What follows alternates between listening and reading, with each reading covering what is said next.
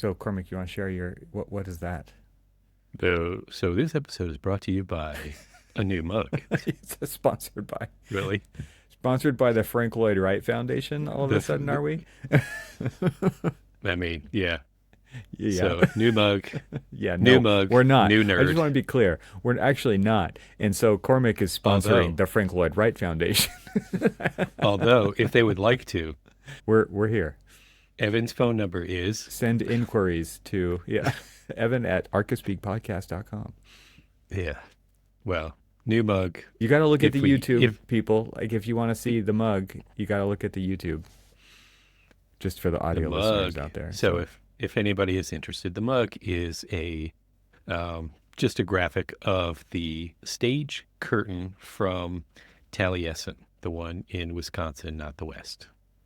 Yeah, I was like And I was at the little theater they have at Taliesin West, and it's just like a dark maroon fuzzy yeah, curtain. It's just like a normal yeah. curtain. So I'm a little jealous Now that the they way have such a cool curtain at Taliesin. they do, it's actually I was really I was kind of smitten by it. I've got a magnet. You're I like, don't got look at the a leaking building. picture. Don't look at the Yeah, super leaky exactly, building. Like just exactly. wow, that curtain's amazing. Yeah.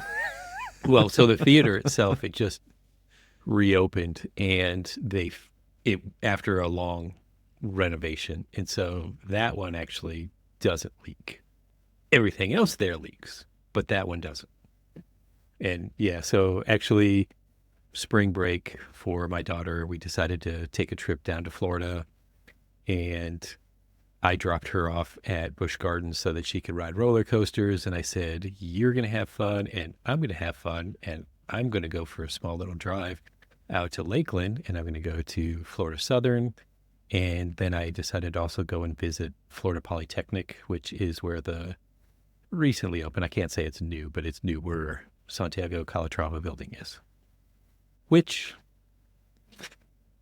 if you want me to even remotely say anything about it, Evan I think we want to save this is for its own okay. episode Well, because there's a yeah, we'll lot to talk say about about that it. because There's a lot to say, there, right? there is. Okay. And you forced me into revealing some of its secrets. I I have I have kind of an analogous thing that I could show, and then you could show that, and so now I think we just want to foreshadow heavily that Ooh, that will be a fun episode to do. So there you go. yeah, comparing Yeah. various methods of structuralizing a building. Let's just hint at So it I'm that way. so I'm not sure why you wanted to call me out on my muck, but I, here's my I mug thought I just anyway. thought you'd want to show it off because a few episodes ago I was showing off my Archispeak podcast mug, and yours is cooler looking. Yeah, mine's broke. We need to. Your old Archispeak mug is gone. Yeah, Yeah, yeah. We that's need what to glue reopen is the for. store there. Sustainability. Yeah, maybe we should reopen the store. People, let us know if we should reopen the store. Do you want some Archispeak merch? All right, so we have a new thing that we've announced a couple of times, and that is the askarchispeak.com website where listeners of the show, you, dear listeners, can submit a question to be answered on the show. And we had a couple of questions come in. These were big, long questions. And so I'm like, I know who wrote these questions, and let's just have him come on the show and talk about these things because like there's a lot to this, and I our guest in this episode has a lot of thoughts about this already, which I think will heavily contribute to the conversation. And so, Chad Clary, welcome to the podcast. Great to have you. Thank you for having me. I was not expecting to come on when I submitted questions. But then I asked you, and you said yes, and Well, here you are. So yeah. I mean, So it's your own damn fault. yeah, It usually is. and Chad, to be quite honest with you, he already gave away why he invited you is because they were really long questions and he didn't want to read them. Yeah. So I wanted you to. Okay, and now I'm just going to type into my AI chatbot named Chad. Hey, Chad, can you please re-ask the question right here on the podcast? But we'll get into that in just a second. I just thought it would be cool to tell everybody how Chad and I met, which was at the Yeah. AEC Acoustics Leadership Conference last fall in Melrose, Florida. And that's a small conference put on by Phil Reed and Adam Thomas from Reed Thomas, which is also where Chad now works, which is a That is true. more recent development. And Cool. I believe we talked about that on this show, Cormac. If Cormac, obviously, as he just stated, has ties to Florida. He just went there for fun. And I was there.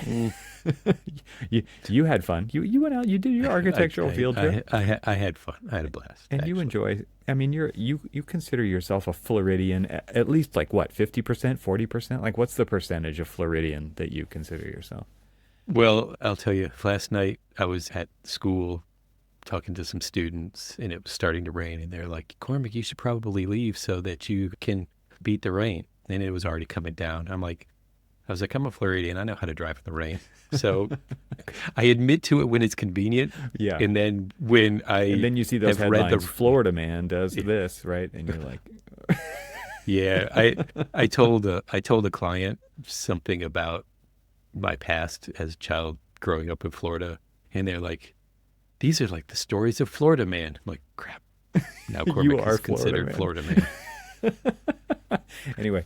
I'm Florida man. All right. So Chad and I met in it's Florida Chad. in the fall at this nice little what it's like an unconference, right? And it was a leadership conference. It's a very cool conference. A retreat. It's a retreat, and we got to do cool stuff every day at the lake and hang out, and it's super low key. And anyway, that's where I got to know Chad a little bit. And then Chad writes in with this question. Chad, you want to just kind of summarize the question, and then we'll see where this goes? Sure. Do you want me to introduce myself first? I was going to say, I would love it. where's your decorum? I'm not a Evan? professional. Yeah.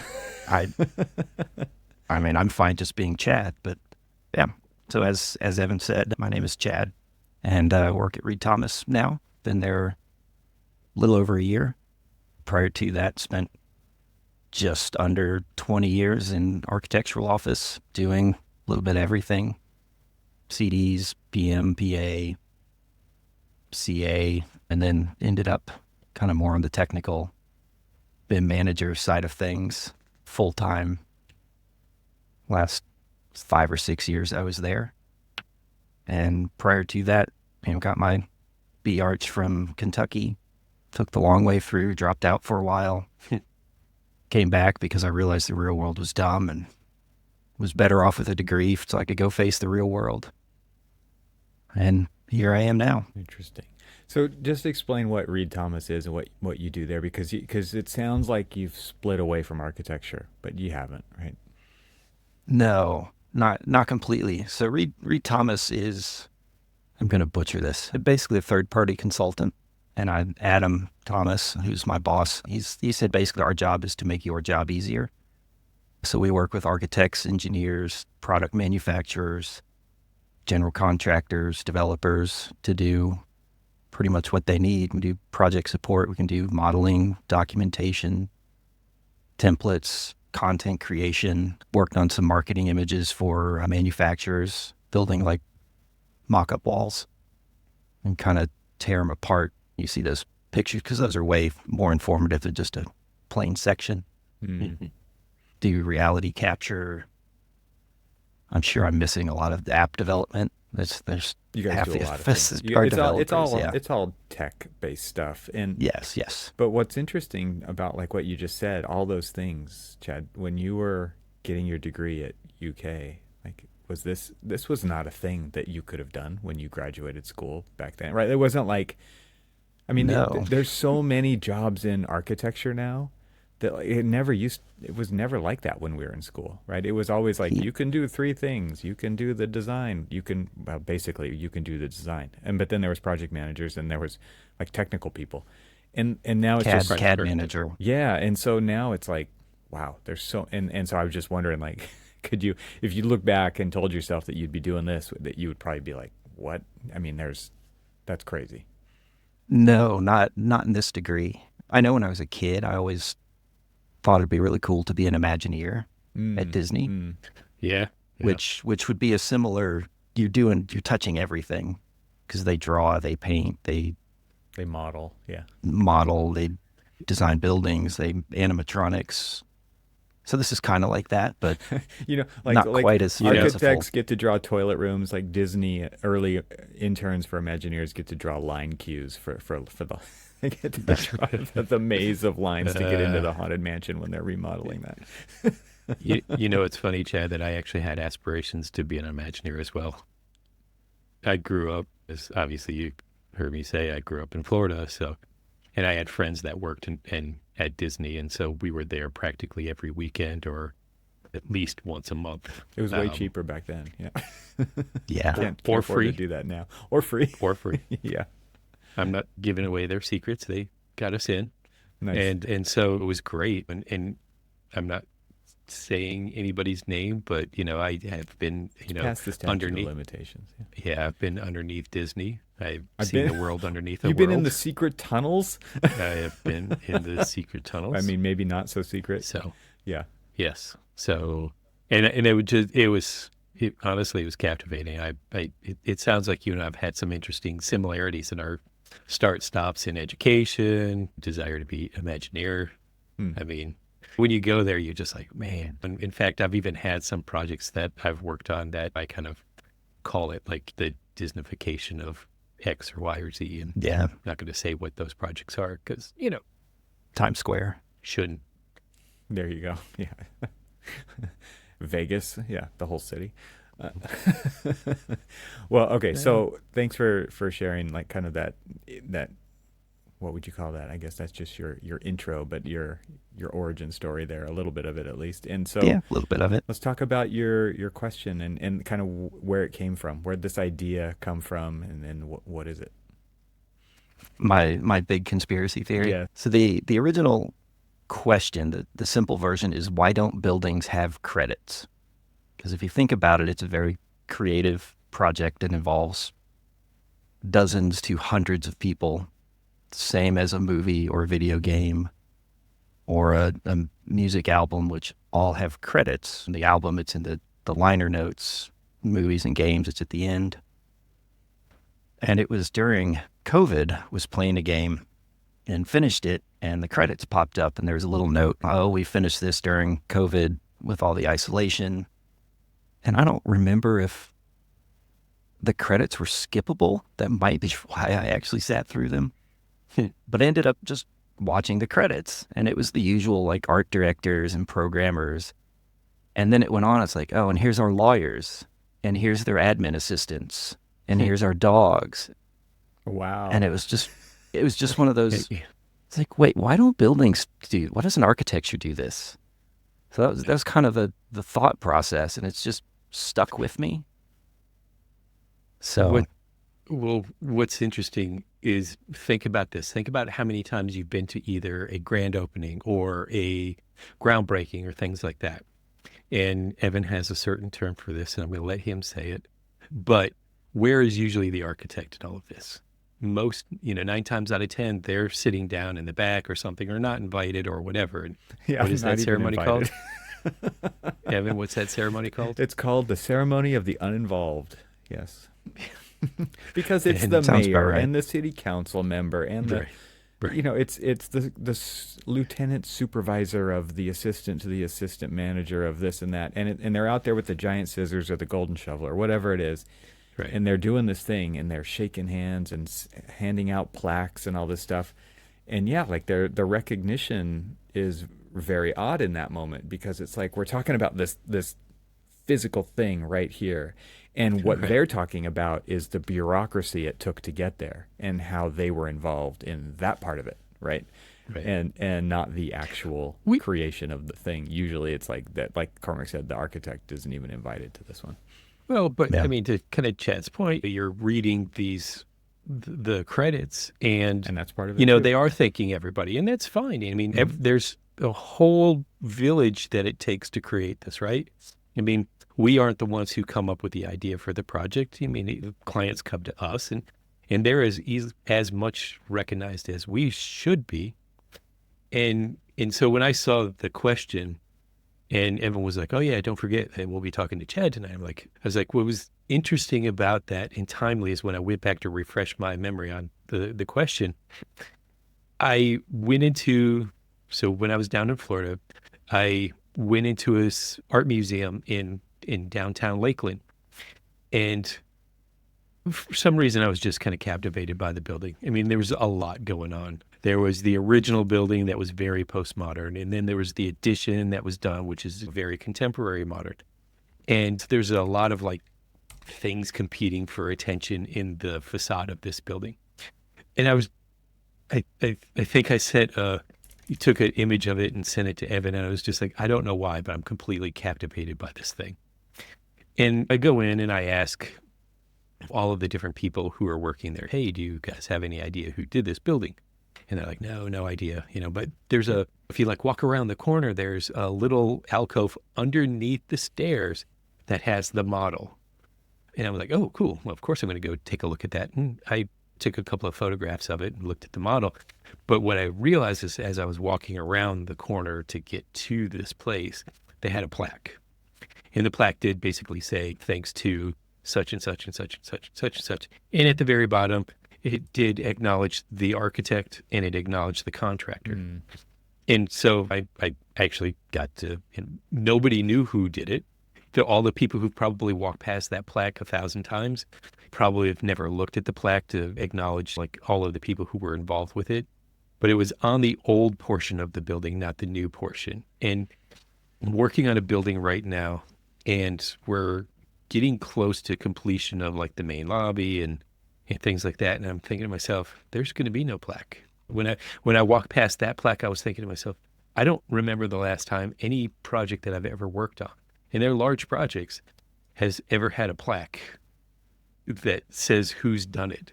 And I remember like the old like 50s and 60s, like modernist, like school campuses, elementary schools, whatever. And they would have that plaque in there. And even that was like, that was credit enough, I guess. That was the end credits for us enough. Is like, okay, here's a building. Oh yeah, and here's the people who did it, kind of thing. And now we don't even get that. Yeah, and I've seen cornerstones occasionally. Yeah, but yeah, plaques. The only plaques I've seen are usually like the city council and the mayor and the developer and the bank. It's not anyone that actually did work. It's funny that you say that. It's like I've seen, and I dragged Evan around a couple of times on some Frank Lloyd Wright buildings, and there's a lot of cornerstones that have like architect Frank Lloyd Wright on there and stuff like that. And the only reason that they're probably there, other than the fact that is he designed it. He designed his own acknowledgement of I did this building. Right, totally. I'm looking for a photo right now, Cormac, from architectural tours. I have a picture on my phone, which is not helpful. I'm going to try to find it on my computer so I can show you guys this. And it is a plaque. And Cormac, maybe you can kind of talk about this for a minute because you probably remember it. But remember when we visited the Barnes Foundation in Philly? Yes. Yeah. I mean, Billy Chen and Todd Williams actually do put plaques on their buildings, and sometimes it's just a kind of a bas relief. It's kind of a concept model, a partie diagram, something like that could be cast into a concrete panel or something. This was like a stainless steel plaque. And I'm going to try to find it and pull it up because it has a lot of names on it. And so to Chad's point, but I think this was probably driven by the architecture firm that did it, right? In this case, Billy Chen and Todd Williams. Yeah. Well, and so I'm trying to think of like all of these other buildings that I've been to recently that are like famous architects. And most of them are because they have some significance to history, is why there's a plaque there. Is why there's some acknowledgement of who's there. But if you think about like all of the other buildings that were done, it's becoming fewer and far between for that kind of acknowledgement that here's who was involved, or unless you were a donor, and I've designed many a donor wall where you get like, our money helped pay for this building. Like, yes, but my blood, sweat, and tears did. What's a couple of all-nighters? Here it is. Oh, wow. There you go. And so it's not a complete photo, but this is the best I have. But you can see it actually has the date. I'm assuming that's like the date of the opening, kind of the ribbon cutting ceremony. It has little diagrams of the building on it, and it has names, and I don't know if I can zoom. I can't zoom in on this, but yeah, you can see lots and lots of names in here. And for all I know, these are donors. Like I actually, it actually says design and construction of it, and so it actually still could be donors, right? For all I know, I mean it is an art museum, but it does say in recognition of the individuals in design and construction. So this is a pretty cool little piece of evidence that I happen to recall having on my phone. But it made an impact when I was there, and it was just out kind of in the open. It wasn't hidden under a stairwell. It was out in the courtyard in the middle of the whole project, and it's there for everybody to see. It's pretty cool. Yeah, that's the only one I think I've ever seen. Yeah. I mean, not to that level of detail at all. I mean, it's obviously they put some thought into it. I'm sure they had an intern design it, but who knows? It's better than detailing the bathroom. Right. So what would it actually take? I mean, I've worked in firms that don't credit anybody in any of their marketing materials about any of their projects because it's a firm project, and the firm, all those individuals work for the firm.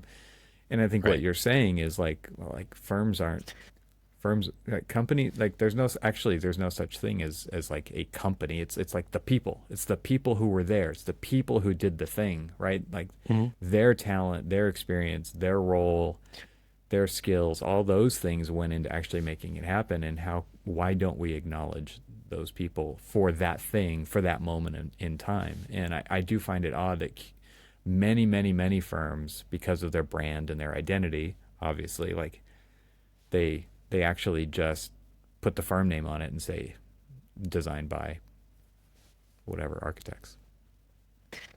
It's interesting that you say that because there are websites that I've been to from other architecture firms, and even one that I worked for in the past that has acknowledged, like my involvement on a project, and I'm not even at that firm anymore. And they could easily have like scrubbed me from that. And then there's others that they don't even acknowledge anyone, exactly like you're saying. And it's just, it's kind of a shame that like, there is, unless it's like the late night marauding of the server to get your projects off of there when you're looking for a new job or whatever it is that you put your portfolio together. Or pillaging and getting your portfolio together, that is any record of like you or acknowledgement of you working on it. It's like, look, see here, drawn by, and here's my CP, or something like that. In the title block. Yeah. Yeah, exactly. It's like the closest thing you get to acknowledgement that you worked on it is like your initials, and it'd be like, oh, that could have been, anybody else. But that, it's kind of a shame that even firms don't acknowledge like all of the people who work on those. And it's not all of them. I have seen plenty of people get acknowledged, but like it almost should be almost a profession standard is like if somebody worked on the project, they should get acknowledgement. But how deep should it go? Like to Chad's point, right? Like you have the lawyers. That's and the where it gets confusing. We were watching, what was the latest Marvel movie that just came out? We went and we watched it, and they were rolling all of the credits, and people watch them now because of the extra scenes. Well, right? because they know that they're going to be the mid credit scene or the end credit scene, and you get through there and you're watching it, and just like you were saying, it's they're thinking of the lawyers, they're thinking of the dogs. This was just like all of the babies that were born while making of this movie, and it's just like having some like random baby's name come floating by and stuff. And so if they acknowledge all of them, they should at least acknowledge all the creators and like anybody, the toilet room detailer. Well, even if you just look at a high level, you've got architectural, civil, electrical, fire protection, interiors, low voltage, mechanical, plumbing, structural, possibly a door window consultant, storefront, circulation, et cetera. You've got 30 different people, and that's before you get into specifics like the mason. Mm-hmm. That's just high level. Yeah. So it's that there's a lot, but it might only be one person from the door window consultant. We were talking about trades and how, a sense of pride for a tradesman is to drive past a project and them like look back to their kids and say, "Hey, Daddy worked on that," or "Hey, Mom worked on that." And even them, I mean, they've got that sense of pride. I mean, anybody who's worked on it. I mean, the thing that in one of our previous episodes was talking about, a kid who was kind of like a little beside himself because he had to do a group project. He was just like, I'm planning on being a sole practitioner. And I was like, even if you're a sole practitioner, you will never work on a project where you are the only person that ever works on that project. You are not the only hand that has an effect on that project. There are so many hands that are going to be helping you along the way. And you need to recognize and understand that. So you need to learn how to work as a team, work together as a group. And so like everything from the client all the way down to the locksmith that reset the lock so that you could hand the key to the owner should be acknowledged in the fact that they had some part to play in the creation of this building, of this space, of this place that everybody sweat over. Whose job would this be? Who would do this? Would it have to be the architects that kind of the intern, keep track of all this? They would lay out the plaque. Yes. How big this could be? Cover a whole wall. I think. I mean, I just kind of think about the amount of work that this actually is, and maybe that's why they don't do it. But now, I mean, like multimedia, you could have a screen with the credits running rolling all the time. Exactly. The and if most you boring screen in the building. Yes. You could have a few little like splashes and Easter eggs. Yeah, exactly. Because I guarantee if I put that together, there would be Easter eggs in it. Yeah. Or what would be if great you're is actually if reading this. Yeah. What would be cool about this is if you did something like that you had like still images or some film that was taken during the process all the way through, from client meetings all the way through like bricklaying and everything else, and then you just kind of create it and it's scrolling, but you have like images and movies behind it and it's scrolling, and so you can like look and see, oh, there I am. Oh, that would be great. Yeah. I would love that. Let's start okay, well, we're going to hang up now. We're going to start a side business. Oh my gosh. Yeah. We'll just be the credits consultants. Yes. Exactly. There you go. Construction credit consulting. I'm sure in film there's a company that's their job. I'm pretty sure it is. I mean, that's the model, right? Is look at how do they do that? How do they pull that together? How do they make sure they get it right? How do they get all the spelling right? And because there's a lot of turnover on projects too, right? There's so many people who just dip in and dip out. They're part of the planning process. They retire. There's all of those or things. There's someone gets pulled in for 2 days because the drawing has to go out. Yeah. So I'm the one who like has the head in the clouds here. So like now I'm starting to think about this and think about like as this is going through.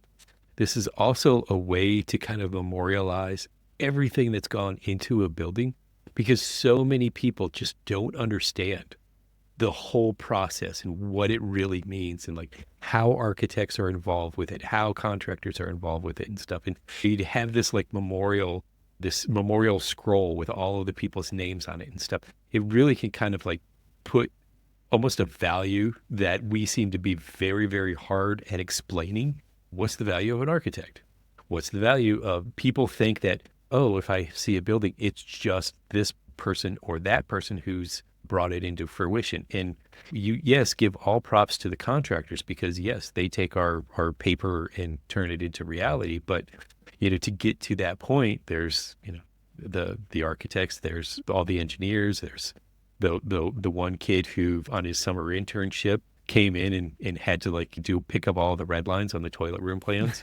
All of these people should be acknowledged. And it would be kind of fun to do something like that really tells the story of the creation of the building. And unfortunately, now, it's the story nobody would read, I think. I mean, it honestly. Well, I would but you? I also, I'm also the one that goes to the museum and takes a picture of the staircase. So exactly. Yeah. Multiple staircases. In fact, I had that museum in Lakeland. I was taking a picture of the stairs. It was this beautiful steel and wood and glass stair that was kind of in the interstitial space between the old and the new. And I had to put a little bit of Archispeak into the Archispeak podcast there. Sorry, Evan. But and it was just, but I mean, this lady and her daughter are like looking at me like, what the hell's wrong with this guy? Who's the weirdo? Except like, ooh, look. I do that all the time. Yeah. We went to a CEU session that was one of the interiors companies did, and it was at the Angels Envy Distillery, which, because I'm in Louisville, Okay. which is, bourbon central. Yeah. So the distillery's just downtown, and we went, and the office I was at, we just did not deal with interior stuff, carpets and wallpaper and all that. But it's like, all right, free snacks, and I get to leave the office early because it's a CEU. Yeah. And I spent the whole time taking pictures of the building, to the point where one of the people that was there, it's like, you haven't paid attention at all, but you've taken pictures of everything in the building. It's like, oh yeah. It's like, because that's what's interesting. Yeah. Yeah. And I have a folder of pictures on my phone of building pictures, and it's frequently stuff that's wrong. Yeah. Because I scroll through, and I can show someone's like, look, this is what you're designing. Don't do it. Interesting. This is bad. So it's funny, is I actually have a whole roll of glamour shots from Florida Southern, which is the campus that Frank Lloyd Wright designed. So I've got the glamour shots, but then I also have the horror shots. I It's just have here's how it's pretty, but lots here's of the horror segment. shots. Yeah, lots of horror shots. Or just reference pictures, like, oh, that's how that goes together, or that's a good detail. Absolutely. So if you have this running list of credits for the building, and somebody like really screws something up, like you're going to be removed from the list. Yeah, you're 100%. You're not on the list. Oh, yeah. Oh no, they get a special call out. They get their name on the picture. Cormac did this. Yeah. It cost us 2 days. Yeah. This change order was brought to you by Cormac. I think it would be great. Well, I mean, it's interesting also to think about kind of, I mean, something that you talked about when we chatted about this beforehand was like this idea of like budget, right? It's like buildings cost a lot of money, but so do these movies, so do these video games. Yeah. Like, and so again, if you're kind of comparing these things to each other, there is some like a reasonable budget for all of these types of things, and yet you always see this list of individuals attached to media, but not physical architecture. Yeah, because I did very, very cursory research, if we could call it that. Search. You did search, not research. I did a search, not an AI search. I actually went to websites to look this up. So like movie budgets are 100 to 200 million was a good average based on this website I found. And studios self-report budgets, I'm pretty sure, so who knows how correct they are. Right. Buildings are easily 10 million plus, depending on what you're looking at. And video games, like GTA 6, I've heard estimates, because they're not going to share their numbers, anywhere from like 500 million to 2 billion for a video game. Wow. Now, granted, it's been in development for like 10 years, but like that's a lot of money. Yeah. Interesting. And think about all the people who are actually involved with all of that. Yeah. Oh, it's a lot. Yeah. It's a lot. You guys familiar with the original Macintosh? So this is the only thing I can actually think of where it's like there's this thing, and Apple would never do this today, right? But it's like this brand new idea of a computer, and they designed a computer in a case, right? Like the whole thing was like all self-contained. You guys can imagine what it looks like, and it has a little 5-inch screen or something, and a floppy the old floppy disk 2D. drive. Yeah, like the original Macintosh, right? Black and white screen. Yeah. I learned how to draft on CRT, that. and but the cool thing that I think this is really cool, and it totally speaks to this idea, is like inside the case, all the people who worked on that project's names are in the mold for the case itself. Like, oh, that's cool. when they designed the mold, everybody signed, and they actually put it into the mold and made it so that on the inside it looks like all their names are carved out of the inside of the case. So if you pull that case off, but it's on the inside, like who's going to pull the case off? But when you do, it's like, oh, that's cool. Like there's a personal touch to that.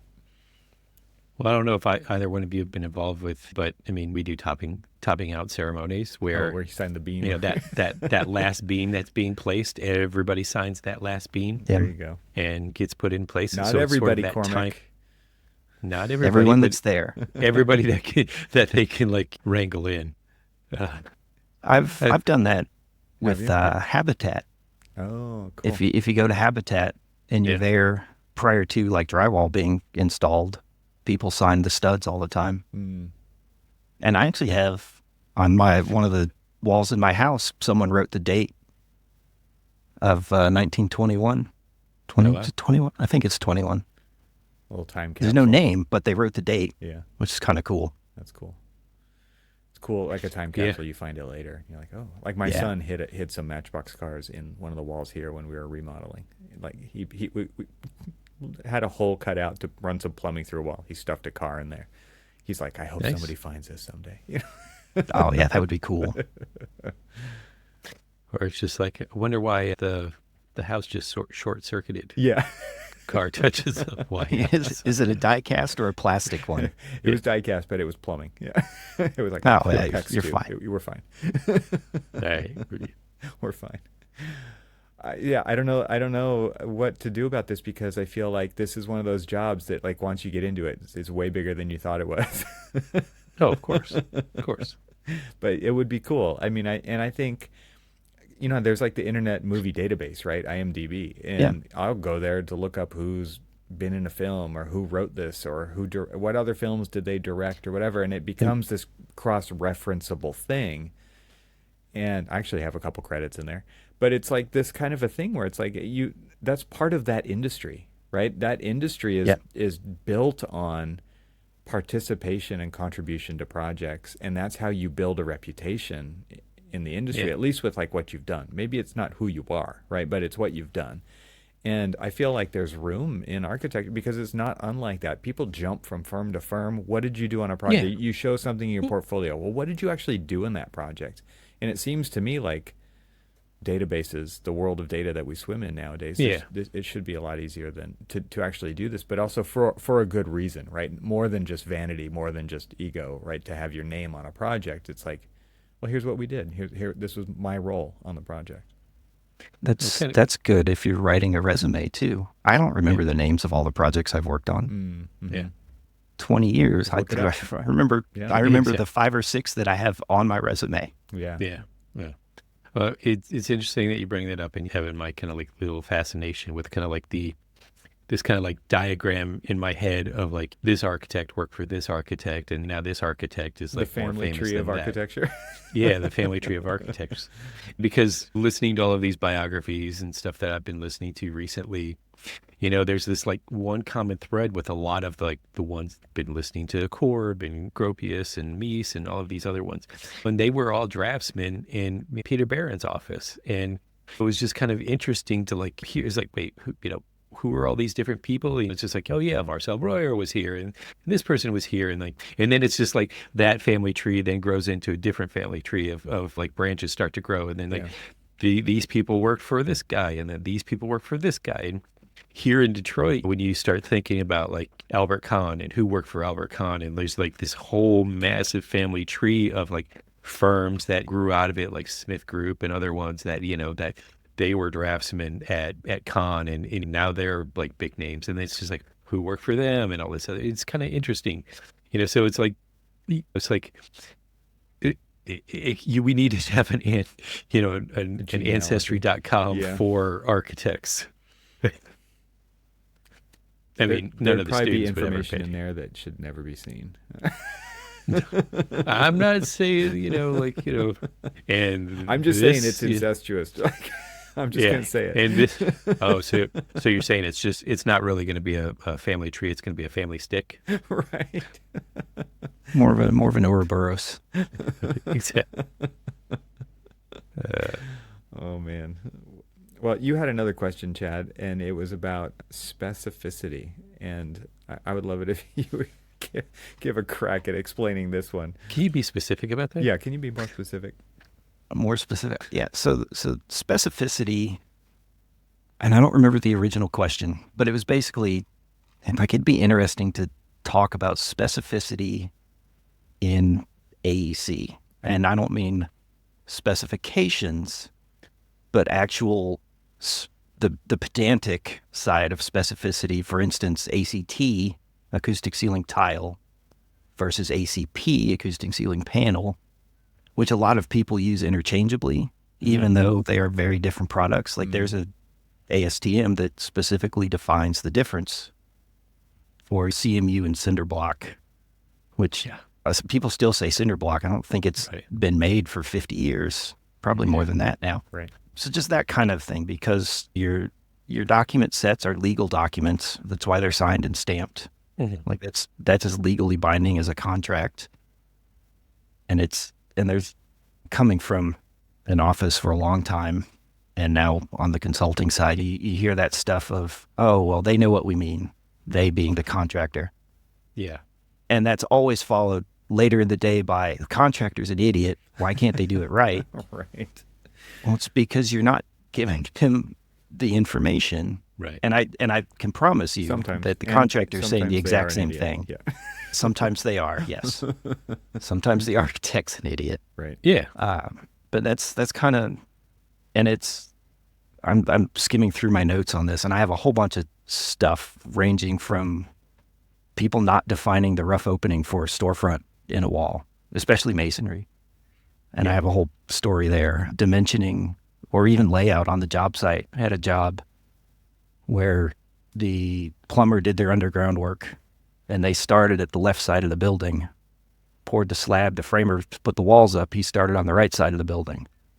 Well, when you get to that last wall, there's a pipe 3 inches out of the wall. It's like, what's going on here? Didn't add up. Now, in this case, it was a mechanical room, so it wasn't an issue. But like if that was an ADA room, that's a really big problem. Chad, this is where my saying comes in. If you can jump it, you can cock it. All right. I have never heard that. That's amazing. I've got to write that down. Hang on. Here's my notepad. You can fill anything with cock. Yeah, so you're 3 inches off, just fur it out. Let's solve this problem. Unless you're dealing with ADA clearances. Yes. Because they are frequently the exact width. Yes. Oh, they're never right. I mean, everybody dimensions. See, they don't take all of the finishes into account.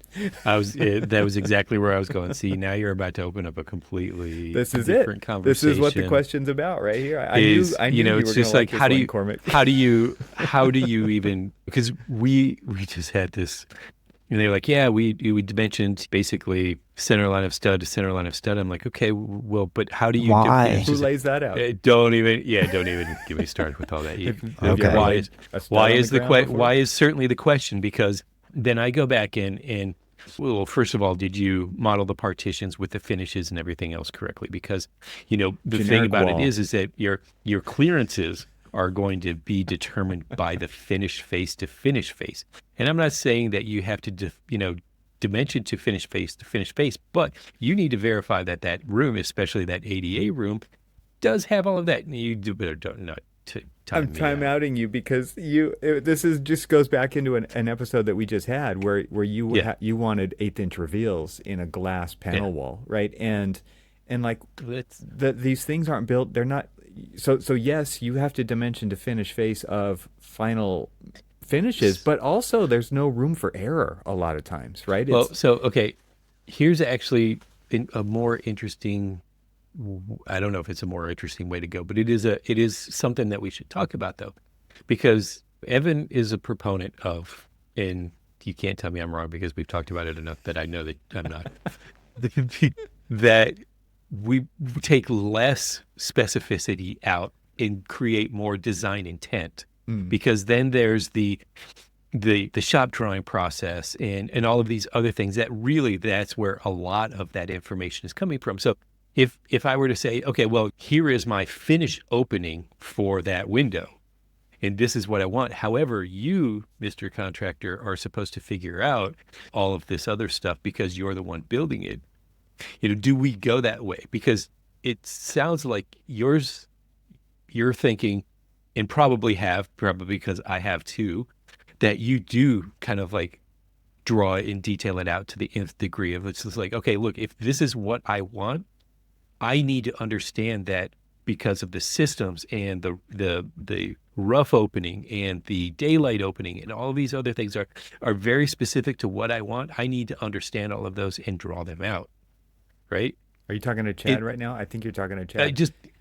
I am talking to Chad. Yeah, but, because I mean, he's a BIM guru, right? And I'll bring this up because I think Chad will shake his head and be like what?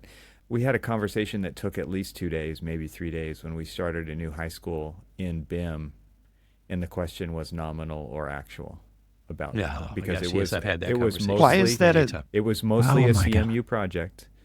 And that was a conversation. And you know exactly who was fighting for which side of that equation. You know exactly who was fighting for that side of the equation, right? And you know the reasoning behind it. Oh, well, the contractors are used to this. And it was just like, are you serious? Like today? I want to hear Chad's griefs because I mean, he had that visceral reaction, and we all have had that visceral reaction. So I'm curious.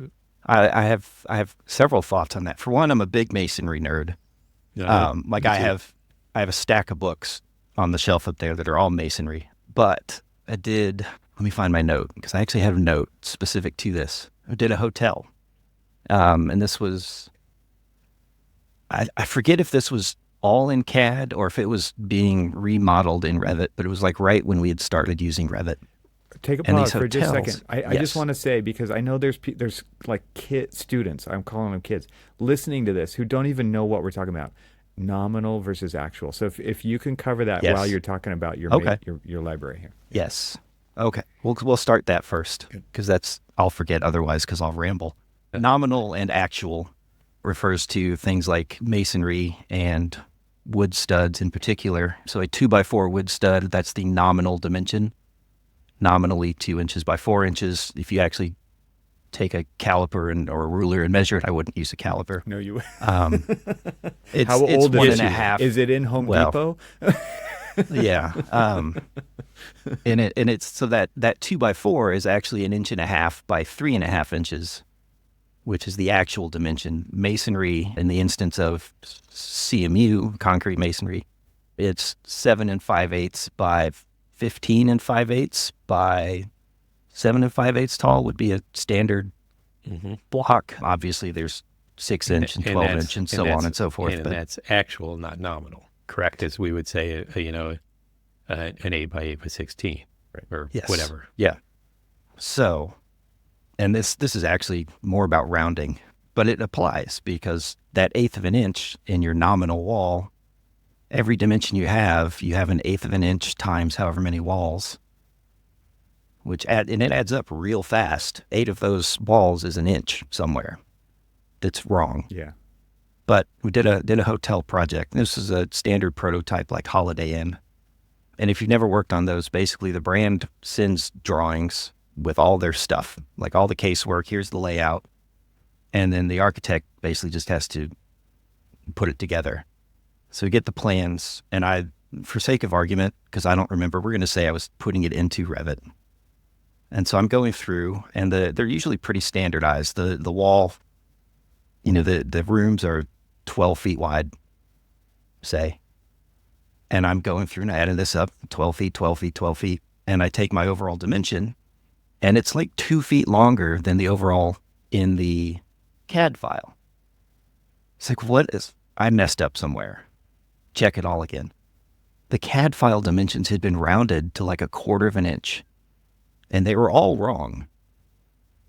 And so the building was like 2 feet longer than the individual dimensions. So, and that's why when you ask about nominal versus actual for your block, because I'm very opposed. Yes. And what's very crazy, quickly. What's crazy is it's like, oh well, we got to change out this chipboard for 5/8, not 1/2 inch anymore. Or now we need 2 layers. And this kind of stuff just happens. It happens all the time. It happens all over the place. And plus you have your construction tolerances. Exactly. I've told the story on the podcast before where can be a lot. The guy who built the pool in my backyard said, only at 1 foot increments. You're only allowed to have it at 1 foot because the guys that I use don't know how to read a tape measure. And so it was because it was like, we're staking it out. I'm 11 and 4 3/8. And he's like, no, 11 feet. I'm like, what are you talking about?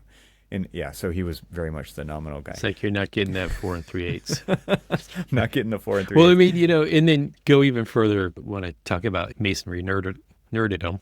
Think about the fact that if you're, a lot of times we're using a cavity wall with a masonry backup, so CMU backup, your waterproofing, your air barrier, your insulation, and all that other stuff, and then your brick veneer. And obviously the brick has a corresponding coursing that can work well with CMU if you know how to work the two together, but then there's plenty who don't, and they're just, I've had so many people who are like, well, can't they just cut, like, exactly, yes, right. It's just like, well can't they just cut this? You're like, no. Like, I've cut brick, and even with an electric saw, it's not fast. Yeah. Unless you use the big one with like the 4-foot blade, then it's real fast.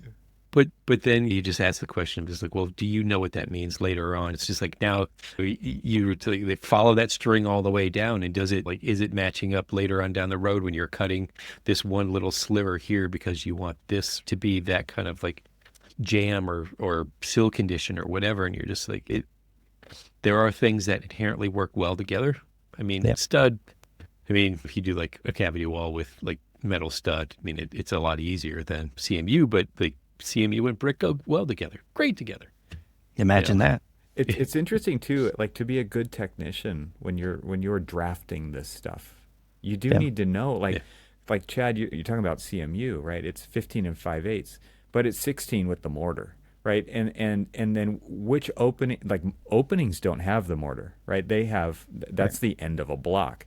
And that's where things get tricky. And like, people who lay these out need to know that stuff, because it's like, if you're laying out 2x4 framing, like, the length, cut it whatever you want. The width, it's 3.5. Yeah. If you dimension to the center of the stud, how do you know where the center of a stud is on a construction site? It's wood. It's a solid piece of wood. And then what? You're going to dimension out like 1 3/4 of an inch to draw a line? Like, no, right? And so it's all of these things compound throughout a project. And if you screw one of those details up, talking about specificity, right, early on, the ripple on effects can be enormous. Like, to your point, the building is 2 feet longer than it's supposed to be.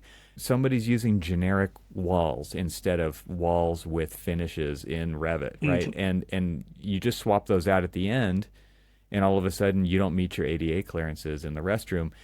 Going back to construction tolerances, like that, like, what the real world is not CAD, right? It is not BIM.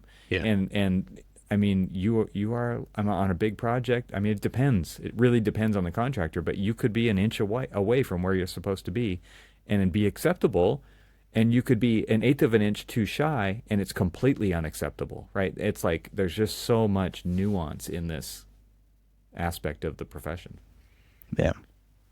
You can even take it further, as like when somebody is like doing this schematic or design development, but they're just doing the design side of things, and they're like, well, I want it to be this, I want it to be this, I want it to be this. Then you've got your technical architect who's coming in and saying, yeah, you can't have it that way because that's not what the material can do, or that's not the dimension that you're going to get, or whatever. And like, no, I want it this way. It's just like, okay, well, then you probably should have designed it the way, taking into account the understanding of like the materials that you're using, which is another big, long conversation of, the designer versus the technical architect versus like, if you think about the tools, and you guys both live in these tools every day. So, I mean, but my argument was always like, I mean, Revit forces you to make a lot of decisions way earlier than you're comfortable as a designer making, right? So what's a wall? I don't know yet. I don't know what it is. Is it CMU? Is it 2x4 wood framing? Is it curtain wall? I don't know. Like, does it need wind braces? Does it need all this stuff? I don't know. And so then you get more and more specific, and things start to break over time as well, right? Because all of a sudden your areas don't add up, your net areas, your gross areas, whatever it is, and you do start nudging things to make them quote unquote what they need to be because it's political, who gets the bigger office. Like there's just all of these weird things going into synthesizing an actual design. Anyway, I just wanted to throw that out there because I think a lot of times like it's too constraining up front, is not enough freedom, and we do it anyway, and it bites us in the ass later. I don't necessarily think I was thinking that way. I think that there's an interesting compartmentalization of like job roles in the profession these days, where there used to just be this title called an architect. And the architect was a designer, was the technical guy, was this, was that, understood all of these different things. And so when they were designing, they could be designing in brick, they could be designing in CMU, they could be designing in wood. But when they're designing, they kind of understand a lot of those, the inherent nature of a variety of different things. And so it could be interchangeable. So you're not stealing the freedom of your design by understanding that. Now, it's become so siloed of like, you're going to be the designer, you're going to be this, you're going to be that. And it's kind of like assembly line architecture. Right. And then when you get further down the assembly line, the person who's like actually like, you know, putting the bumper on and screwing it on, it's like, oh, but it doesn't fit because the mounting holes are not in the right place. Exactly. Yeah. And, you know, and so that's in my opinion, this goes much, much broader than just us talking about specificity. It's actually talking about core knowledge of an architect and other things. It's because, you know, I kind of, you know, I've always been a generalist. I've been the designer all the way through the CA guy. And it sounds, Chad, like you have a similar experience where you've been on like every point. And I know, Evan, you have as well. And so, you know, like when you do silo yourself in doing one thing, you're also thinking about what you will be doing later on down the road. And once you get to that next stage of the assembly line, but you're thinking about all of these things, and not as a constraint, but just hopefully as thinking. Hopefully thinking. You know, I'm trying Best to be case optimistic scenario. here. Yeah. You know, well, you know, well, I mean, I look at, okay, all right, I just I have a book. It's in your possession. In my possession. And I'm flipping through and I'm looking at the finished product, and I'm looking at the sketches, and I'm looking at things, and you could see that Alto was like drawing with the understanding of like how it ultimately will go together. I mean, these beautiful freeform sketches, and they were flowing and they were beautiful, and it's, you know, he was apparently famous for using the 6B pencil, but you know, you look at that and you can then look at like the actual technical drawings of it, and you're like, yeah, like he saw all of that weaving its way all the way to the very end and what it would actually be as a constructed element. And this kind of like compartmentalization of knowledge in architecture these days is something that I'm kind of, I somewhat lament. This is the old man yelling at the clouds kind of, you know, spiel here, so bear with me, but it's just, it's like everybody sort of they were general jack of all trades kind of person. And we're losing that general jack of all trades kind of person. Everybody has to specialize in something to make like their job viable. And we're losing the generalist that kind of understood everything. It's just my observation. So, you know, some of that, at least in my experience, has to do with where you work. You know, if you get out of school and your first job is at a 5-person firm, which you're going to be doing a lot. Yeah, I think actually the 5th hire in the company like ever. Me too. When I started. You're just going to be doing a lot more just by the nature of the job because you don't have someone there who's spent 20 years specializing in storefront and flashing. Right. You have people that have to get jobs out every day, and they don't have the bandwidth to do it. You know, and even like me, and I'm sure you did, I found the parts that I really liked, and I studied those, but I still know how to put a building together. Maybe not perfectly, but I know that it's not perfect, and I would give it to someone to look at because my ego's big, but it's not that big. Yeah. You're not claiming perfection. No, not on that. Progress over perfection. Yes. learn something new every time. Speaking of Hopefully. specificity, Chad, I'm curious from what your perspective is on kind of BIM and LOD and all of those things where there's just this it seems to me All like, right, I'm the trend is, getting up and leaving. all right, see you later. The trend is like more, more, more. Yes. And so I'm curious from your perspective if you think that this is the right way to achieve that, or if this is just kind of a fool's errand. Like where do we fall on the spectrum of constantly trying to shove more into these models and there, I mean, it's not just stuff, it's time too, right? It's coordinating all that. It's being that specific about all of these things. And It. So Aaron Mahler said something once, and I don't remember if it was just he and I talking at an event one time or if it was on a forum, but people were talking about LOD, and he's like, I don't like that term. It's like, I prefer level of expectation. It's not that, oh, here's this LOD and it's LOD, and I don't know what the LOD breakdowns are off the top of my head, but 300, 350, 400. well, And I know the can- numbers, but I don't know. And I can explain to you exactly what each of those are. Okay. Well, so we'll Based we'll off use, of like Put your glasses design up. intent. yeah. like, let me So tell you if- about LOD. Look at if you look at like your keyboard. Trust me, we had. I can model a keyboard, and I can just model basically a box, and then I can model a blob for each set of keys, and then I can model each key, and none of that matters. And a keyboard is maybe not the best example, but it's simple and it's right in front of me. But the LOD for that level, what would it be? 200 would be the box, 300 be the blobs, I think. Like, what matters is what do I need that element to do and show. Like, I don't need to see the keys except in a rendering. The keys are irrelevant outside of a rendering. So I need that keyboard to represent the object Taking to up a space. specific point. Right. Yeah. Your doors, they all have a clearance. There's the door swing, but then there's whatever ADA clearances are required. So, and I stole it from Aaron again. All of my doors used to have the firm I built in ADA boxes, and it was adjustable. You just go down your ANSI list. It's like, oh, this is this door. It's option B. You change it, and it changes the size. It fits the door. And people would never use it. I don't know why. It was on by default. And then, would go through it, and they would get flagged in review because something. It's like, guys, the stuff's there. You just don't turn it off. And I totally tangent there. So I like the expectation. It's what do you expect this to be? Right.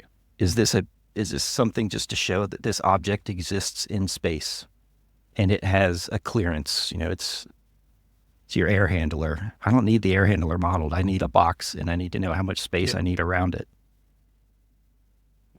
My contention in kind of the whole LOD discussion is when, contractors and, working on an international project where they really are looking for a higher level of detail than what we would traditionally do, because a permit set is typically an LOD 300. There's design intent, there's all sorts of specific information and things like that, but we're doing things, typically when we're getting to the higher level of detail, we are we're using bases of design.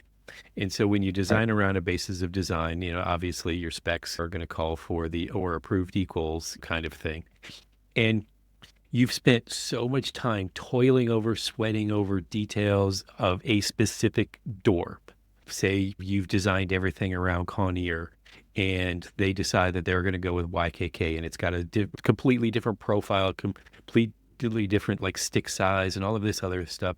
And so now, like, all of the detail, all of the blood, sweat, and tears that you put into that detail are out the window.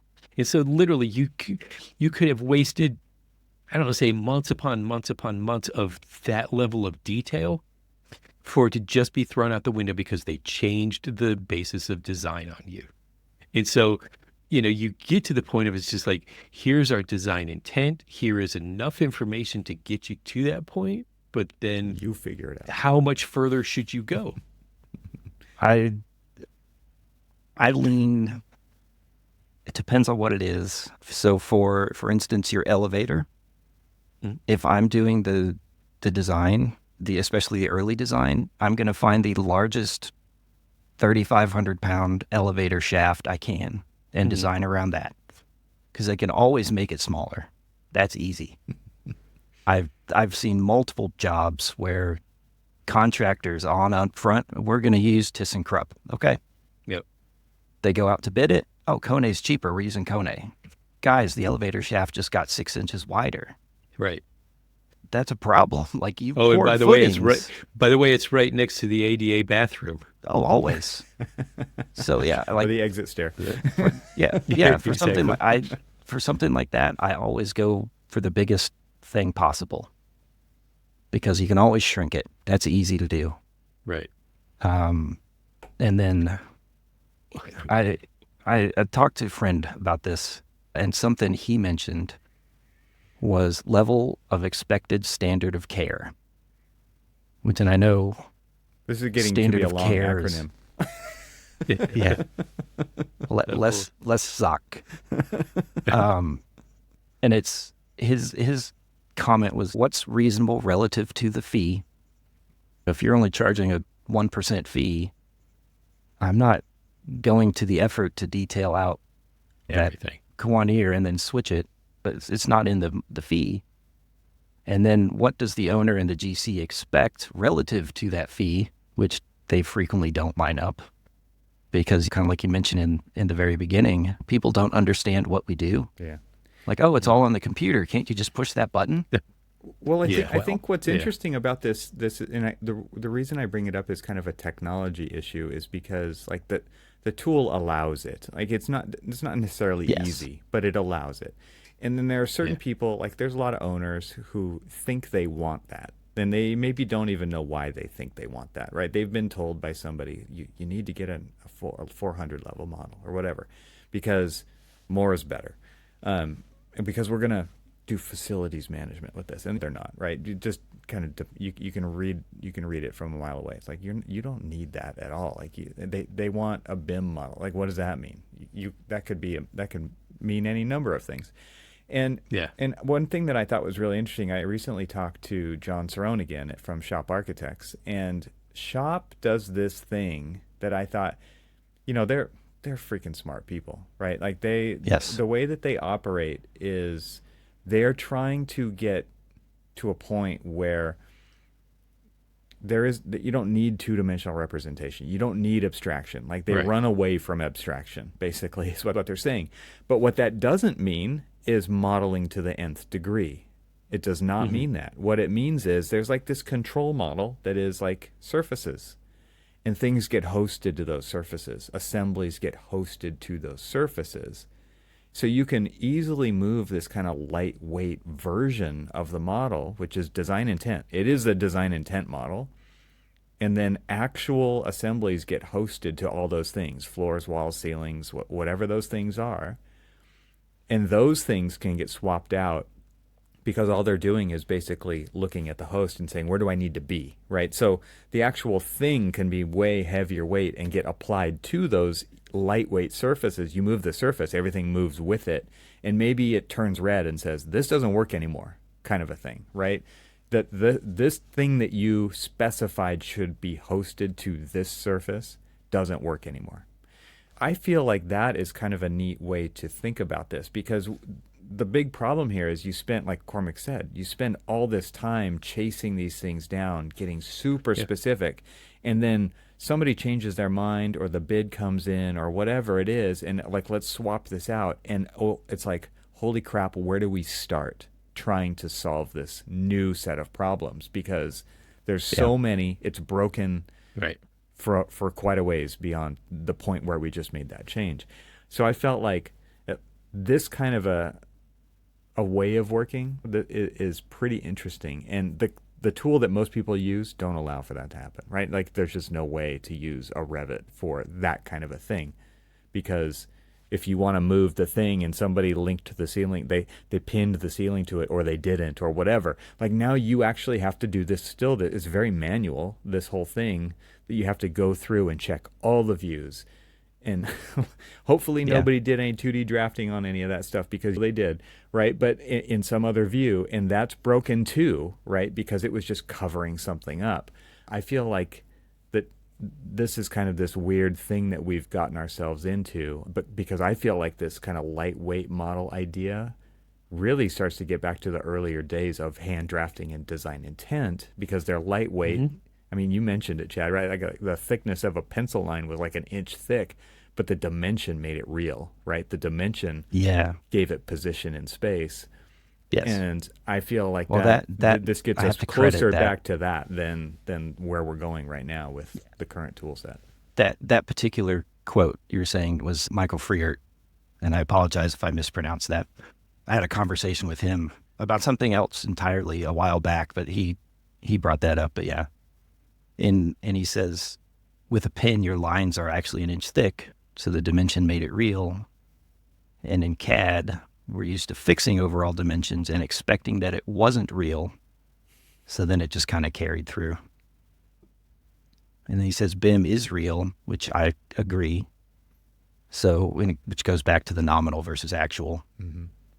So cleaning up problems, yeah, it's hairy. It can get rough. It's super, and it's not something you can actually get paid for, right? Like you have to bury those, you have to burn those hours somewhere, but you still have to do them. Like Cormac, that's the thing, right? Is like that wasn't in the changing that idea this late in the process wasn't in the contract.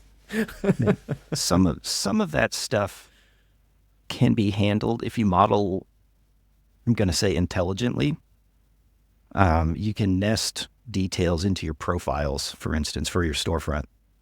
So all you do is swap the profile or swap your storefront curtain wall type, and theoretically the detail's there, and you just have to make some tweaks because your mullion's a little different, so you have to fix your flashing, as an example. But you have to be like a pretty BIM expert to be able to get to the point where you can do that and feel confident in it too. It's a role that's pretty specific. Yes. To a Yeah. firm. Yeah. Or you have to hire Reed Thomas to do that for you. Yes. Or one of the many other wonderful people out there, but hire Reed Thomas. Yeah. Yeah. And it's like, I wouldn't expect, if a sole practitioner using Revit, I probably wouldn't expect them to be doing that kind of thing unless they either came from a very technical firm previously, or they, some people are just big nerds and like getting into the weeds like that. Yeah.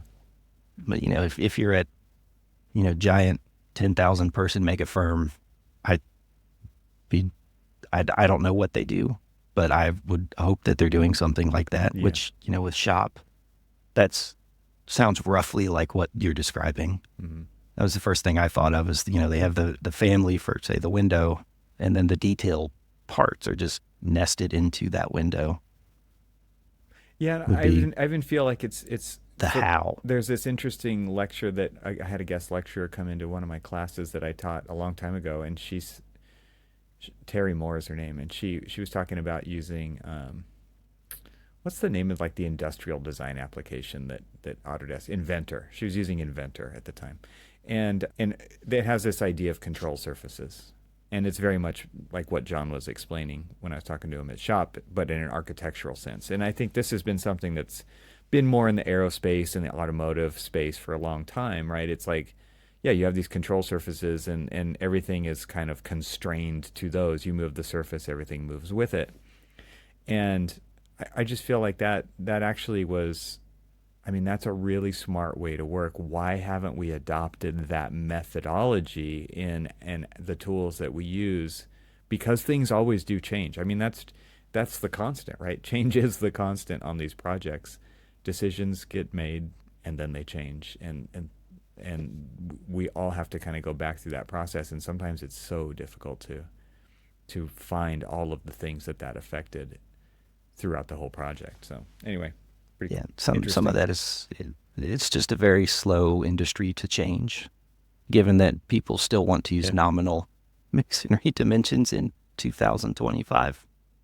Yeah. in a Revit project. Or dimension to the center of a stud wall, right? Aye. That's the way we've always done it. I mean, that's Yeah. a boat anchor. And like we talked about when we chatted briefly, like there are instances where a centerline dimension is the correct thing to do. Mm-hmm. It's not for your general framing plan, though. No. It's for the TV on the wall. Center Exactly. it. Great. Yep. And I'm not afraid. And I've talked about the dimensioning with, who was it? I think it was Brian Mackey. And I think he said he used to do some framing, and he's like, oh, how was it? No, it wasn't center lines. I think he preferred where your dimension string actually includes the stud width, versus I prefer So go both to sides. one face of the stud. Both Yeah, sides he of did the both stud. faces. Yeah, interesting. Yeah, I think I hope I'm not misquoting I've him. talked to a contractor about that, and their first question was, well, is it wood or metal? And so Yeah. if it's wood, I mean- it's to the edge. But if it was metal, they're like, okay, center line's fine, because they've got in the track, they've got holes cut out and they can actually see it. Right. And so it depends. Like that's actually the right thing Yeah. is ask the contractor. Yeah, that's a lot of the standards that I put together for the office were because I would go out to job sites and just sit down and talk to the contractor. Like, hey, like, I know my part of the job. I don't know your part. What can we do to make this easier? And it really came down to the fact that I didn't want phone calls during the day, because that usually means something's wrong. Yeah. Yeah. And I don't like that. Obviously, if there's a fire, like, call me, but I don't want phone calls because I dimensioned to the center lines and now I have to redo everything. Yeah. And I would just literally sit down. It's like, what can we do? Like, how can we make this process easier for the next job? Yeah. Obviously this one's out. I can't change it. But for the next project, what can I do? What can we do as a designer or a firm or an industry to make the process easier? And it's, in this case, the guy I talked to was a framer before becoming a GC. He's like, start on your outside face and just go one face, because he'll drop a chalk line, line up the edge of the stud, nail it down. It's fast. It's easy. I don't think I ever set sill plates when I was doing habitat stuff, but I know they do basically that. And they're dealing with people that have no experience. So that shows that's an easy way to lay it out. You just line up this face, basically line the corners, and occasionally you have to nudge it in the middle. Mm-hmm. But Because you you bought that sill plate at Home Depot. That's why. yes, You saying it's crooked? I'm saying it's warped and twisted. Yes. And still wet. Yeah. I don't know what the weather is in Detroit, but around here it's very wet. Yeah. Where are Well, you? You're in Chad, I don't think we answered your questions. no, but it was a fun discussion. Yeah. Yeah. And these are the kinds of discussions that I think make sense to put out into the world in a podcast, because these are the kinds of discussions that happen in offices. And on one level, it's like these are the discussions that should be happening in public. And on another level, you're like, how come we haven't figured this out yet? Because the profession, the industry. It's crazy. because people are insular, and I don't want to share my trade secrets. Yeah. And you're like, that everybody else is basically using the same materials and stuff that you're using. Yeah, Tools. we're all buying our studs from Home Depot. Exactly. Not a So sponsor. build it.